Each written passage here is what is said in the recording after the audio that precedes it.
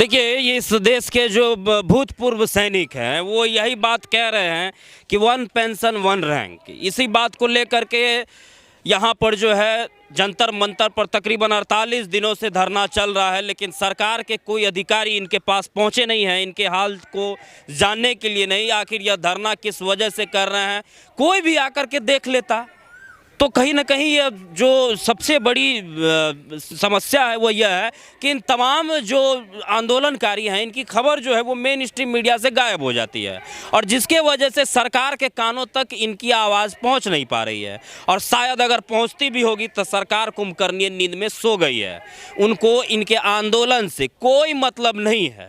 यह आज 48 दिन हो चुका है, 48 के बजाय यह 200 दिन ही क्यों ना हो जाए, लेकिन सरकार के एक भी अधिकारी यहाँ पर आएंगे नहीं, इनके समस्याओं को जानने के लिए यहाँ पर नहीं आएंगे। ऐसे में सबसे बड़ा सवाल यह उठता है कि आखिर यह आंदोलन कब तक चलेगा, कब तक चलेगा यह आंदोलन? ये आंदोलन सरकार आपके पास आ नहीं रही है, जब तक हमारा OROP का सही जवाब नहीं दे देती है सरकार, ये आंदोलन हम इसको जिंदा रखेंगे। ये हमारे क्षेत्रों में, यहाँ पर जंतर मंतर में हमारा जो है इतना संख्या बल, क्षेत्रों में ये मुहिम बहुत तगड़ी छिड़ी हुई है। हम इस मुहिम को तब तक छिड़े रखेंगे जब तक कि हमें सरकार पूरा फुल विश्वास नहीं दिला देती है। विश्वास ही नहीं, हमें तुरंत एक्शन चाहिए, एक्शन होना चाहिए। विश्वास एक्शन कैसे होगा जब आपके पास कोई पहुँचने के लिए तैयार ही नहीं है, तो फिर एक्शन कैसे हो? ये हम आप मीडिया के बहुत आभारी हैं, सोशल मीडिया जो हमारा है उसके बहुत आभारी हैं। हमारा जो नेशनल मीडिया है वो सोया हुआ ज़रूर, लेकिन आप जो क्षेत्रीय मीडिया हैं इनके हम बहुत आभारी हैं। आप लोग हमारी आवाज़ को पूरा सोशल मीडिया में पहुंचा रहे हो, और जो ये यहाँ पर जितने भी आप बाइट लेते हैं, ठीक है नहीं, वो बाइट सब जगह जारी होगी मेरे ख्याल से। एक बात बताइए, आपने कहाँ पर जो है वो अपना सेवा दिया है? हमने देश के चारों कोनों में सेवा दिया है, पूर्वी क्षेत्र में दिया है, अब हम बता नहीं सकते आपको नाम, पूरा पश्चिम दक्षिण उत्तर आप जानते हैं। पूरब में क्या है, कौन सा प्रदेश है, अरुणाचल हो गया, गुवाहाटी हो गया, आपका मणिपुर। वर्षों तक आपने सेवा दिया है? मैंने जो है 31 साल 6 महीना मेरा सेवा रहा है, नहीं सॉरी 33 साल मेरा टोटल सेना रहा है। मैं 2 साल एक्सटेंशन पीरियड में रहा हूँ मैं, और इस समय मैं ऑनरी कैप्टन से सेवानिवृत्त हूँ, ठीक है नहीं। और हमने हर तरह के टेरिन में हमने जो है नौकरी करी है, लेकिन टेरिन एक जैसा होता है, पर भेदभाव क्या है, एक जगह मतलब ये है कि सिपाही को उसी टेरिन के लिए अलग भत्ता और अफसर साहिबान को उसी टेरिन के लिए मतलब अलग भत्ता, ठीक है। डिसेबिलिटी जान देने की कसम जो है वो दोनों ने खाई थी, सिपाही ने भी खाई थी और जनरल साहब ने भी खाई थी, लेकिन वेतन जो है वो दोनों को अलग अलग दिया जाता है। माफ़ करिएगा, पेंशन जो है वो दोनों को अलग अलग दिया जा रहा है, किसी को 30,000 तो किसी को 40,000, और कसम दोनों ने सेम खाई थी कि भारत माता की सेवा करना है। लेकिन एक को कसम खाने के एवज में 40,000 का पेंशन है, और दूसरे को कसम खाने के एवज में 50,000 या 1 लाख का पेंशन है। तो ये भेदभाव को जो है मिटाने के लिए, इस भेदभाव को ख़त्म करने के लिए लगातार यहाँ पर जितने भी रिटायर सैनिक हैं वो जंतर मंतर पर तकरीबन 48 दिनों से धरना दे रहे हैं। अब देखना यह है कि सरकार इनकी कब सुनती है। हमको तक यहाँ पर हमको तो अभी 2 ही दिन हुए हैं, पर जो मेरे साथी लोग बैठे हैं उनको वहाँ पर इस मुहिम को 48 दिन हो रहे हैं। सर, आप कहाँ से हो? मैं देहरादून से हूँ।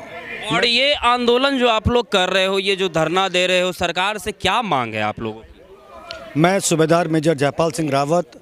हमारी मांग है कि जो ROP 2 सरकार ने दिया उसमें बहुत सारी विसंगतियां हैं जो हमें एक्सेप्टेड नहीं हैं।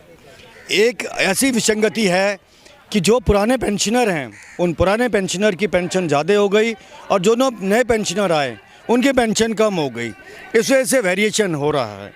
दूसरा जो फिटमेंट फैक्टर है हमारा, फिटमेंट फैक्टर में जब इन्होंने 7th पे कमीशन दिया उसमें फिटमेंट फैक्टर को वेरिएट कर दिया 2.57 और 2.81 का, जबकि आज तक किसी भी पे कमीशन में ऐसा कोई फिटमेंट फैक्टर नहीं लागू हुआ था। इस तरह का वेरिएशन हुआ, इस वजह से पेंशन में डिफरेंसेस हो गए। उसके अलावा एक एक्स ग्रुप का भी है। एक्स ग्रुप को इन्होंने, एक ग्रुप है आर्मी का एक्स ग्रुप, उस ग्रुप को भी 2 भागों में डिवाइड कर दिया गया। अच्छा। प्रीस 2016, पोस्ट 2016, जो 2016 के बाद के हैं उनकी जो पेंशन है वो ज़्यादा हो गई, और जो उससे पहले वालों की है वो पेंशन कम हो गई। तो कैसे OROP बोलते हैं कि हम सरकार बोलती है कि हमने OROP दे दिया, 1 रैंक 1 पेंशन दे दिया।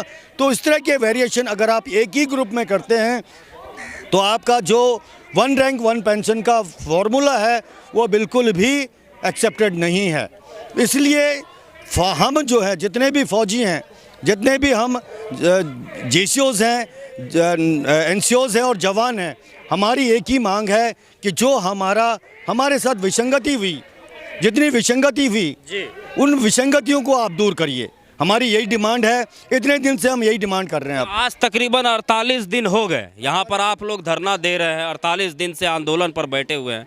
48 दिन में आपके पास सरकार के कोई अधिकारी यहाँ पर आकर आपके हाल को जानने की कोशिश किए हैं या नहीं?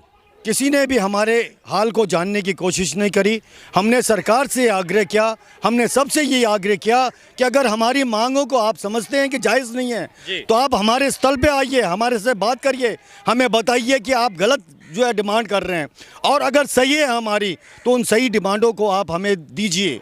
हम तब तक धरना जारी रखेंगे जब तक हमारी मांगें पूरी नहीं हो जाती। हम आश्वासन में विश्वास नहीं करते, हमें आश्वासन नहीं चाहिए, एक्शन चाहिए। एक्शन चाहिए हमारे को। हमें ये नहीं चाहिए कि कमेटी हमने गठित कर दी, सरकार इस पर विचार करेगी, सरकार बनाएगी कमेटी, इस तरह का नहीं। हमें एक्शन चाहिए। आप एक्शन करिए, हमारी डिमांडों की प्रतिपूर्ति डिमांड फुलफिल करिए। हम तुरंत प्रभाव से उसी दिन से अपनी हड़ताल को ख़त्म कर देंगे।